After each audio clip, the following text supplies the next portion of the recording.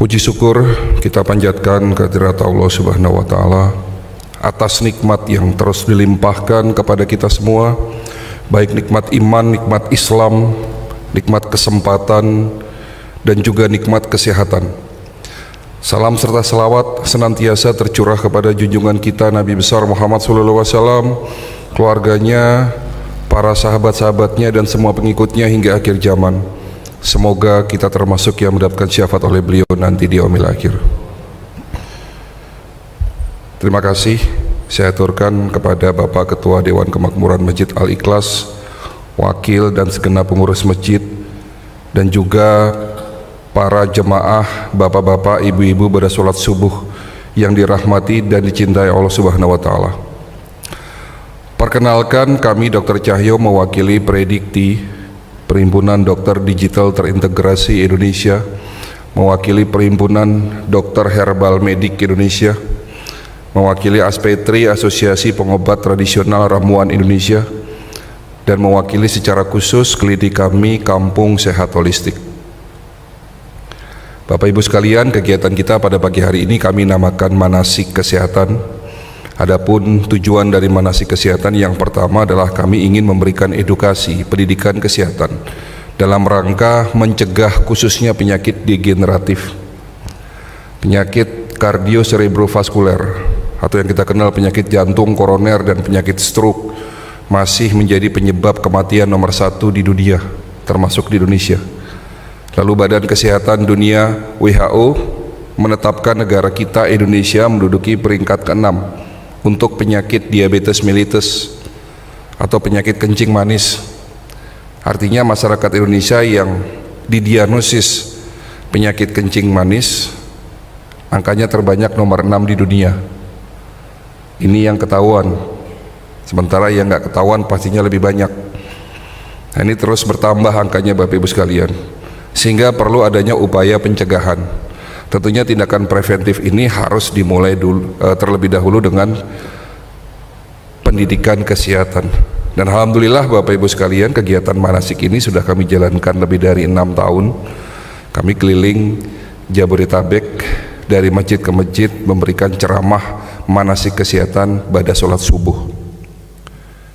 Lalu kami juga ada di beberapa kali di stasiun televisi. Bahkan dulu sebelum pandemi kami punya acara di SCTV, nama acaranya Sejadah Sehat Jadi Ibadah, bincang-bincang kesehatan yang dibalut secara Islam. Ada saya, ada Ustadz Solmed, ada Cing Abdel, ya, dimana acara tersebut kita memberikan edukasi pendidikan kesehatan yang kita angkat tema-tema kesehatan yang tentunya dibalut secara Islami. Ya, karena memang pada saat itu pandemi kami break syuting, sehingga acara tersebut oleh pihak SCTV dimasukkan ke dalam YouTube. Bapak Ibu silahkan nanti bisa lihat di YouTube Sejadah SCTV. Kami juga punya channel sendiri di YouTube, ya. Channelnya namanya Kampueng, ejaan lama ya, Kampueng Sehat Holistik. Tentunya di situ tujuannya adalah kami memberikan edukasi pendidikan kesehatan kepada masyarakat Indonesia, ya.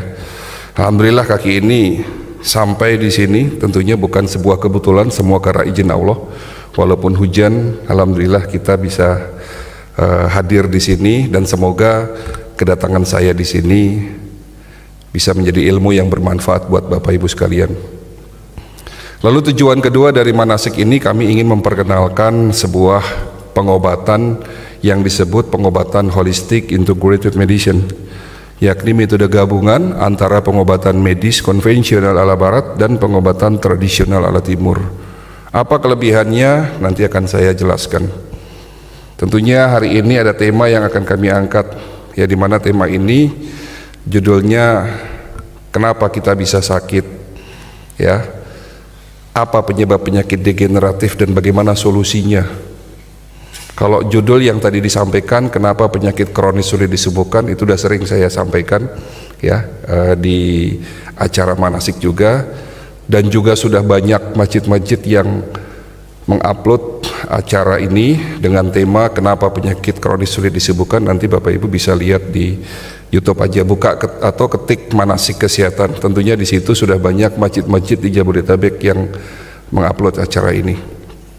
Baik Bapak Ibu sekalian, untuk menyingkat waktu, saya ingin sedikit menjelaskan metode-metode pengobatan yang ada di Indonesia. Ya, kita tahu Bapak Ibu sekalian, di saat kita sakit kita pastinya berobat. Ya, wajib berobat karena itu adalah perintah dari Nabi sebagai bentuk ikhtiar kita. Doa penting, berobat adalah bentuk ikhtiar. Ya, jadi hukum berobat ya secara Islam hadisnya itu sebetulnya banyak. Di sini saya ingin menyampaikan, tidaklah Allah menurunkan penyakit kecuali dengan obatnya.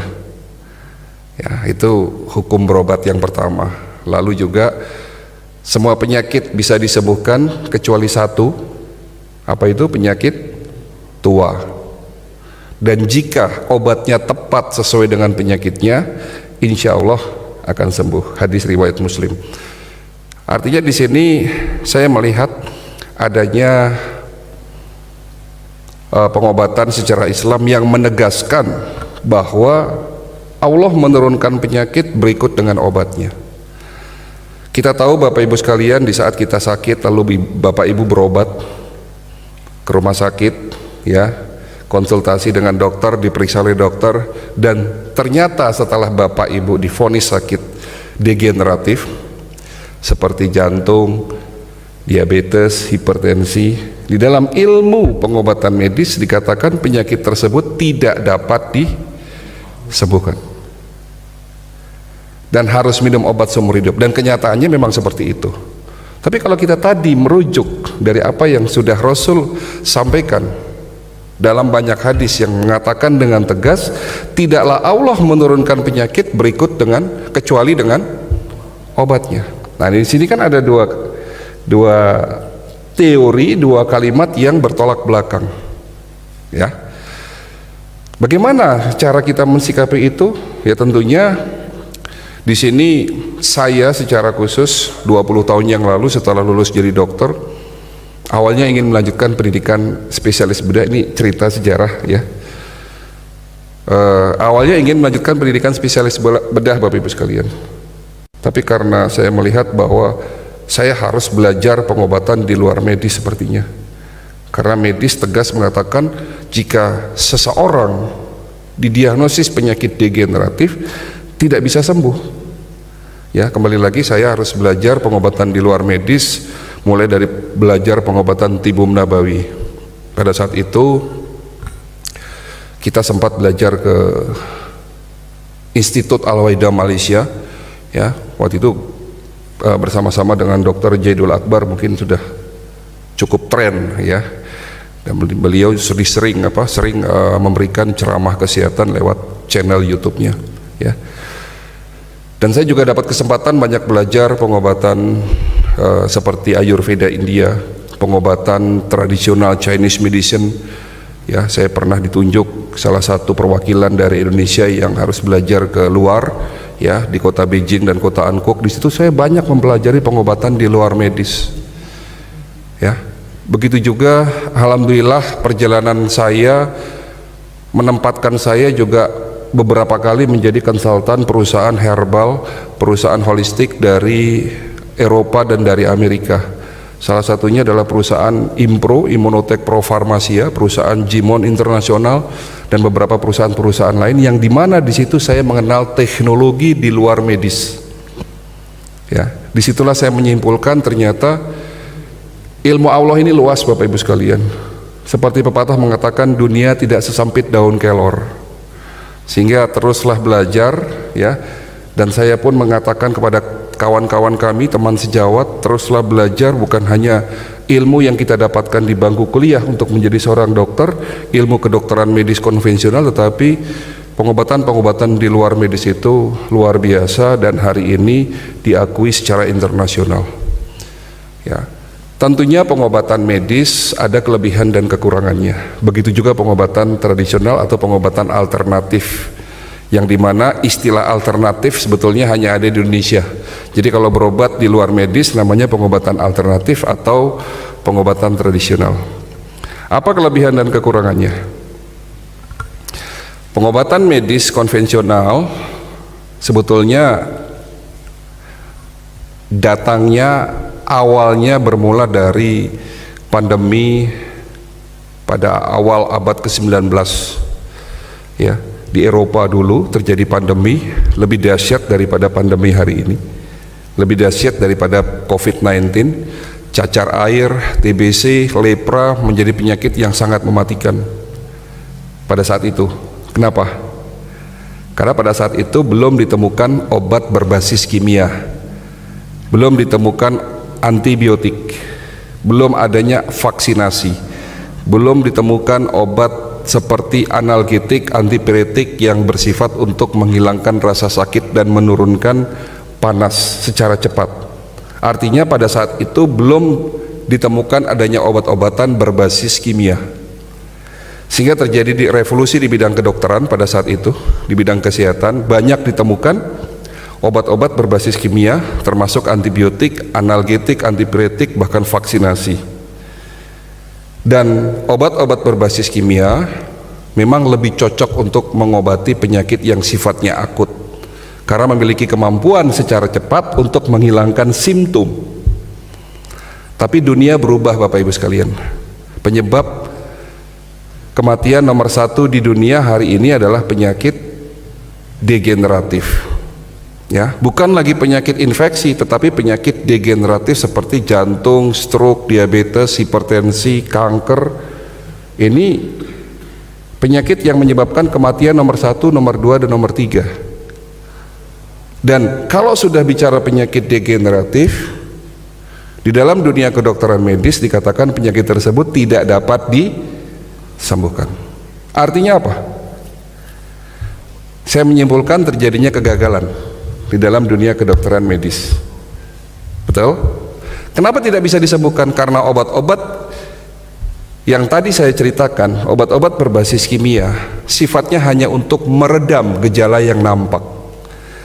Sifatnya hanya sekedar menghilangkan simptom atau gejala yang nampak. Sebagai salah satu contoh, di saat Bapak divonis sakit diabetes, dengan tanda-tandanya adalah naiknya kadar gula darah, lalu dokter memberikan resep obat oral anti diabetik, di mana obat tersebut fungsinya hanya sekedar nurunin gula. Di saat tidak minum, gulanya naik lagi.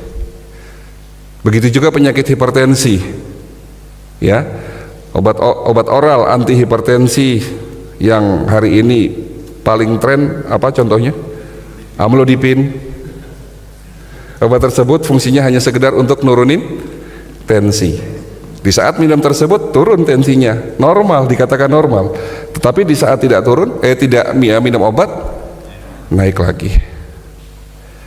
Kenapa bisa begitu? Karena memang penyebabnya tidak diobati. Berbeda dengan pengobatan tradisional, di mana pengobatan tradisional berfokus dengan bahan-bahan yang lebih alami, dengan herbal, di mana herbal terdiri dari rimpang, batang, kulit, daun, bunga, ya, di mana tanaman tersebut memiliki senyawa aktif yang berfungsi untuk menyeimbangkan dan mengembalikan fungsi-fungsi organ.